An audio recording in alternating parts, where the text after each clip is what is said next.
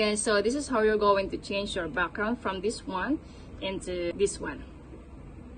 So first, go to your Capcut or download it on App Store or Google Store. So click that Capcut and click New Project here and add the photo that you downloaded from Google or anywhere else. Okay, so that looks a professional background. So I choose this one. I'm going to add that and just add overlay here. So hold on. So just click overlay and add the video that you recorded. So I choose this one. Okay, and let's add that. Okay, and we need to make sure that we remove the background. So click cut out and remove background here. Okay, and it's removing. It's very nice, right?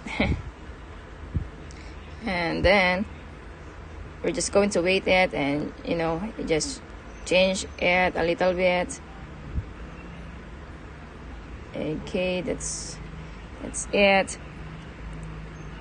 Okay, so like this one. Okay, and we need to do some edit, and you need to make sure you remove the CapCut. Okay, and here we go. Again, so this is how you're going to change your background from this one. That's cool. Right, so that's it. Okay, and just going to download it.